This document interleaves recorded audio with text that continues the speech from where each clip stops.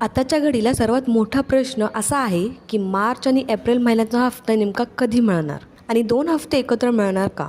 तर लाडक्या बहिणींनो, याबाबत काल महिला व बालविकास विभागाची महत्त्वाची बैठक झाली. पण लक्षात घ्या, त्या बैठकीत हफ्ता वितरणाची तारीख जाहीर करण्यात आलेली नाही. मात्र एक मोठी पॉझिटिव्ह गोष्ट समोर आलेली आहे.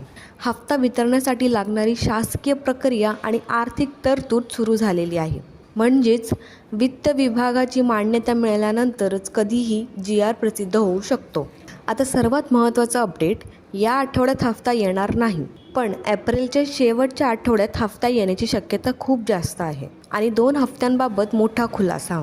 तर बघा, 2 हफ्ते एकत्र मिळणार नाहीत. फक्त मार्च महिन्याचा 1500 रुपयांचा हफ्ता मिळण्याची शक्यता आहे. आणखीन एक महत्त्वाची माहिती म्हणजे अक्षय तृतीयेच्या दिवशी कोणताही हफ्ता मिळणार नाही.